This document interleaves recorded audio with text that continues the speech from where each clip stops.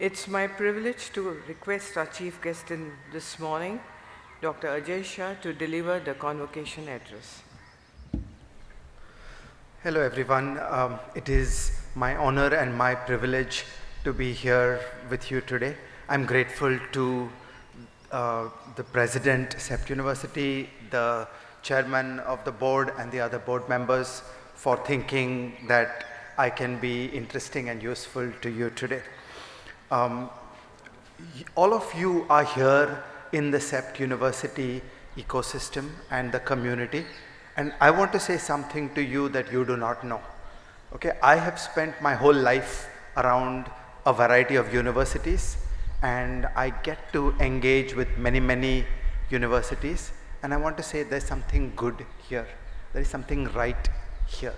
There is a sense of community, there's a sense of purpose, there is a sense of morale, and it is something that I feel is so rare in modern India, and we should be proud of it and we should build on it every day.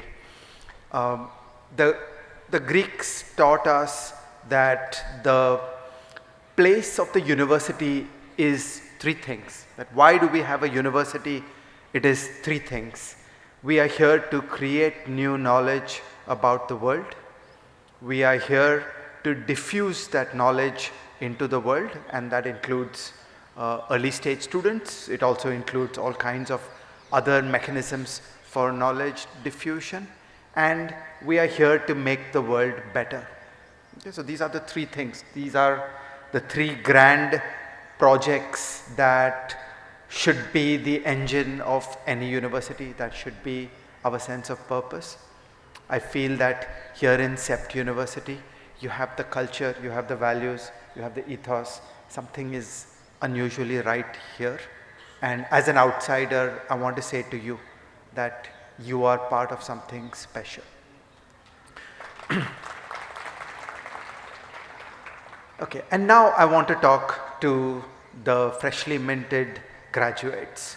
Welcome to the real world. As Sanjay Bhai said, there are so many places you will go, and you will have such an exciting time. I know two things that you don't know. Okay, so I don't know much about architecture, but I know some things that you don't know. So I wish to say two things to you. The first thing I want to say is that we economists know something that I feel is reasonably well proven. It is the idea that it is very difficult for a person to envision what will feel good 10 years from now, 20 years from now, 30 years from now, 70 years from now. Okay, so all of you are part of a growing longevity. A person that is 20 years old today is on average going to live to 120. Okay, so you have to think that you have 100 years of life in front of you. And one thing that the economists know is that we don't know what our values and our preferences will be in the future. You may think that you are all sorted, but I want to say to you, no, you are not. You don't know what 30 will be like. You don't know what 60 will be like. You don't know what 90 will be like. You don't know what 120 will be like. Bracket, me too. Okay, I mean, not like I know what 70 will be like, but it's just a fundamental fact about human beings that at each age we feel full of ourselves and we feel we know what is the good life, and we are ready to set out and purposively do the things that will make our good life. And the problem with that project is that actually we don't know. What can you do when your dreams come true and it's not quite like you dreamt? That's something that happens to us over and over. And I think it should give us a lot of humility in thinking about the world more deeply. That what is life all about? Why are we here? What is our sense of purpose? These are interesting and important questions.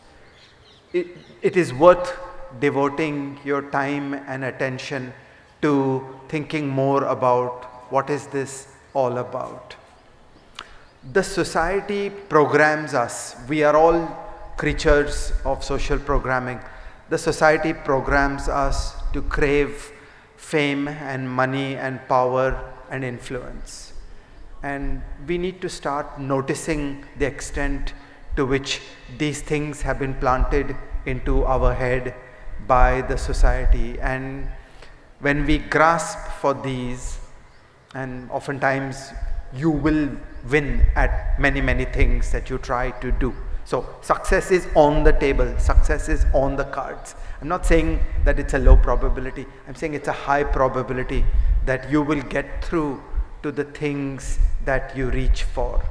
And when you reach for the money and the fame and the status, you will get to all these things.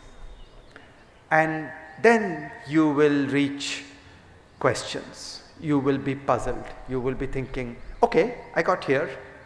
Now, where am I? And you will wonder what it is all about. So, I think that it is important to ask questions of purpose. And while you are young today, now is the time to start thinking about these questions. What is your purpose? Why are you here in this world? What would you like to do? What will make you feel good at age 50? What will make you feel good at age 80? What will be the good life? What will be the life where you look back with pride and happiness? These are not easy questions, and I don't have a recipe for the answers. But I want to say that it behooves all of us to ask these questions. And graduation day, convocation day is a big milestone, and it is time to start thinking about these questions. Once again, the Greek philosophers have some useful insights to offer. They understood that a life of complete hedonism is available and that it is ultimately unsatisfying. What keeps us going, what makes us happy, the ultimate delight of being here in this world comes from a different set of things. One part is something called the flow state. Many of you may have read about this. This is a fairly well-known idea. You want to be absorbed every day in solving problems, in doing things that are difficult but not too difficult.